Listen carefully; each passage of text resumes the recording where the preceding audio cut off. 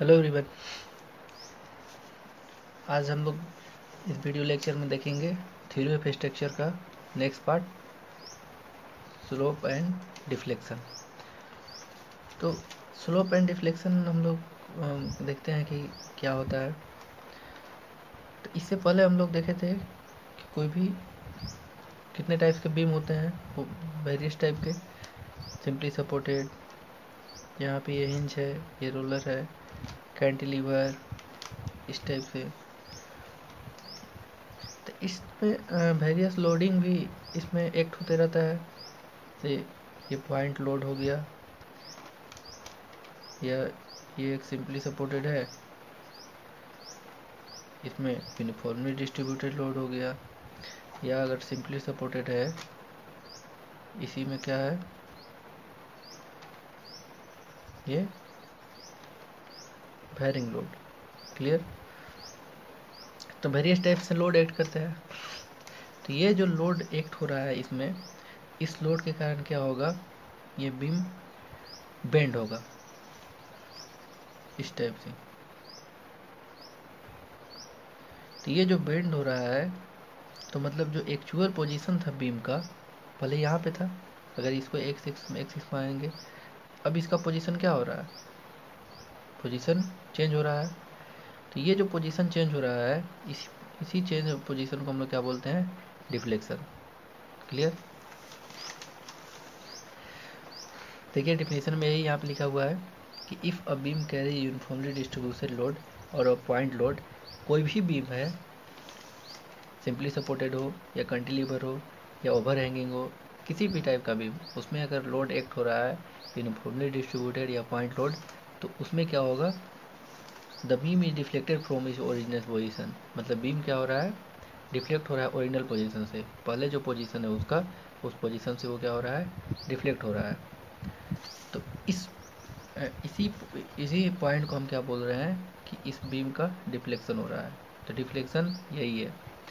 अब यहाँ पे देखिए, जहाँ क्या बोलते हैं, जहाँ पे इंड पॉइंट है, वो इंड पॉइंट पे डिफ्लेक्शन क्या दिख रहा है, जीरो दिख रहा है।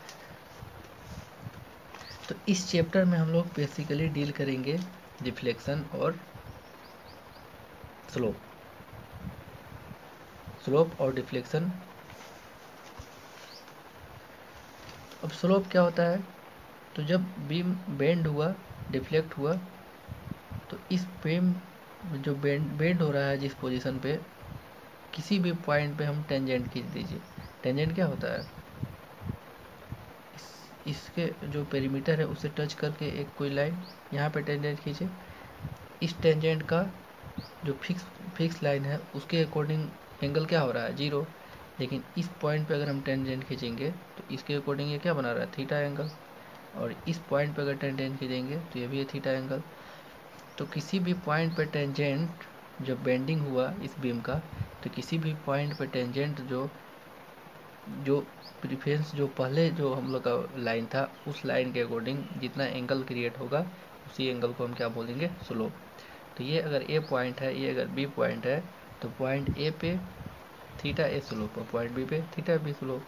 अगर ये सी पॉइंट है, तो इस पॉइंट पे थीटा सी क्या हो जाएगा, जीरो, क्योंकि यहाँ पे एंगल क्या बन रहा है, जीरो एंगल, ओरिजेंटल लाइन यहाँ पे बन रहा है, और यहाँ पे इस लाइन के अकॉर्डिंग ये एंगल इतना क्रिएट हो रहा है।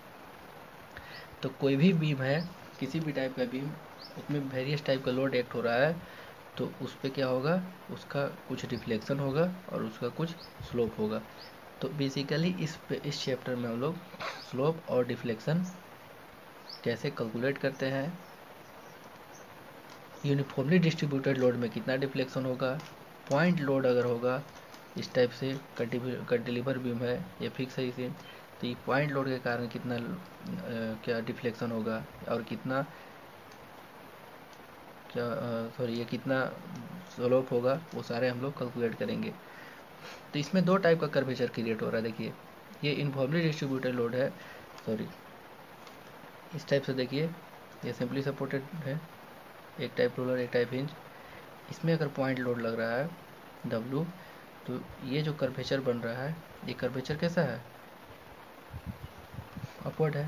तो इस पॉइंट को हम क्या बोलेंगे कि इस बीम का सैगिंग हो रहा है। मतलब यहाँ से जब लोड लग रहा है तो ये कर्वेचर क्या हो गया, डाउन हो गया इस टाइप से। तो ये क्या हो रहा है, ये सैगिंग हो रहा है। और इसी में नेक्स्ट हम लोग देखेंगे कि अगर ये कैंटिलीवर है और यहाँ पे अगर हम लोड लगा रहे हैं तो इसका कर्वेचर क्या होगा, इस टाइप से ये डिफ्लेक्ट होगा ये बीम। तो इसको अगर हम लोग आगे बढ़ाएंगे तो ये कर्वेचर क्या होगा, ये कर्वेचर हॉगिंग होगा। ये डाउनवर्ड अगर इसका ये है कर्वेचर तो उसको हम लोग हॉगिंग बोलेंगे, अपवर्ड है तो इसको बोलेंगे सैगिंग। क्लियर। यही पॉइंट यहाँ पे लिखा हुआ है कि when a beam carries transverse loading upon it bends the bending of simply supported beam. Simply supported beam ये सैगिंग होगा, इस टाइप से कर्वेचर बनेगा। और कैंटिलीवर बीम और हॉगिंग टाइप इस टाइप से। ये जो पॉइंट है ये क्या है, ये डिफ्लेक्शन इतना हुआ बीम का, इस टाइप से ये डिफ्लेक्शन हुआ। और यहाँ पे जो एंगल हम लोग का बनेगा यही होगा थीटा एंगल, ये स्लोप। तो डिफ्लेक्शन क्या है, deflection at any point on the beam is distance between its position before and after loading. मतलब इसके पहले का जो पोजीशन था, पहले ये पोजीशन क्या था, पहले ये पोजीशन यहाँ था, अब पोजीशन ये बीम का कहाँ हो गया, इस टाइप से। तो बिफोर एंड आफ्टर जो पोजीशन हुआ उसके बीच का जो डिस्टेंस है, इस डिस्टेंस को हम क्या बोल रहे हैं, डिफ्लेक्शन। इसको डिनोट करते हैं वाई से और इसको डिनोट करते हैं थीटा से, स्लोप को। The slope at any point on the elastic curve is defined as the angle in radian which tangent at the any point with the original axis of them। और slope क्या है, slope हम पहले भी discuss कर चुके कि कोई भी अगर बेंडिंग हो रहा है तो उस बेंडिंग कर्व के एनी पॉइंट पे हम टेंजेंट लिए। अगर ये इस टाइप से कैंटिलीवर है तो इस टाइप से कर्व बनेगा, डिफ्लेक्शन होगा। तो इस कर्व पे कहीं भी हम टेंजेंट लेंगे, यहाँ लेंगे, यहाँ लेंगे, कहीं भी टेंजेंट लेंगे तो टेंजेंट जो प्रीवियस लाइन है उसके अकॉर्डिंग जो थीटा बन रहा है वही क्या होगा, स्लोप होगा। क्लियर। तो देखिए इसमें नेक्स्ट पॉइंट क्या है कि this topic deals with double integration method and Macaulay method for calculating the slope and deflection. इसमें हम लोग दो मेथड से कैलकुलेट करेंगे स्लोप एंड डिफ्लेक्शन। किसी भी पॉइंट पे स्लोप एंड डिफ्लेक्शन कैलकुलेट करने के लिए डिफरेंट टाइप से डीम, डिफरेंट टाइप से लोडिंग के अकॉर्डिंग हम लोग double integration and Macaulay method को यूज करेंगे। क्लियर।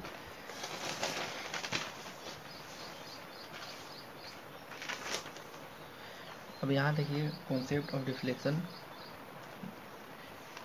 सेम जो अभी हम लोग देखे उसी के बारे में फिर से हम लोग रिकॉल देखे एक बार कर लेते हैं कि ये एक सिंपली सपोर्टेड बीम है, पॉइंट ए पे हिंज सपोर्ट है और पॉइंट बी पे रोलर सपोर्ट है।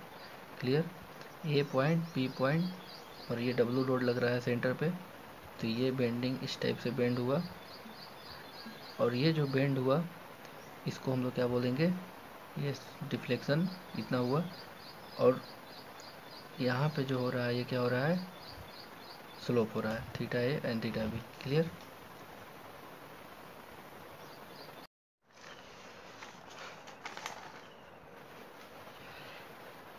पॉइंट ए पे एंगल थीटा ए और पॉइंट बी पे angle theta B. Point C पे ये टेंजेंट इसका क्या है, ओरिजेंटल है, तो इस लाइन के रिस्पेक्ट में इसका क्या है, थीटा 0।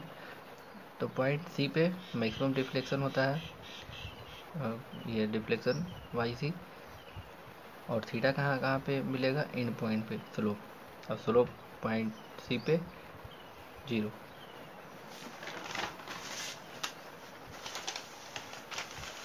यही यहाँ पे लिखा हुआ है कि for a simply supported beam the deflection at the support are always 0, that is Y A and Y B at 0। Deflection इन पे क्या होगा, 0।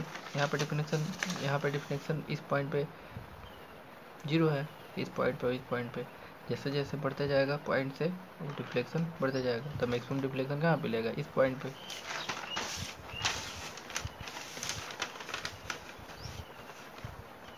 CC1 is the vertical deflection at point C and it is denoted by YC। और maximum deflection किस point पे है, ये इस पॉइंट पे, CC1 यहाँ पे ये deflection. Clear. For a given loading the maximum deflection at the center is maximum YC is equal to determine slope at any point on elastic curve draw a tangent to the curve at that point.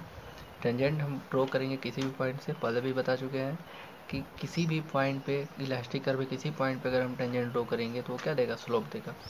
The angle made with horizontal gives a slope eight A point. Horizontal देखिए ये क्या है, ये horizontal line है, इस horizontal से जो angle बन रहा है, इस हॉरिजेंटल से इस टेंजेंट का वो क्या होगा, स्लोप होगा। क्लियरली, तो ये इस पॉइंट पे क्या लिखा हुआ है कि for simply supported beam the tangent for maximum slope at the support A and B. Support A and B पे मैक्सिमम स्लोप मिलेगा, और C1 पे क्या होगा, हॉरिजेंटल टेंजेंट है, तो C1 पे जो स्लोप होगा वो क्या होगा, 0 होगा। क्लियर। अब एक और पॉइंट है स्टिफनेस। तो स्टिफनेस क्या है, एक बार देख लीजिए। The bending stiffness is the resistance of member against bending deformation.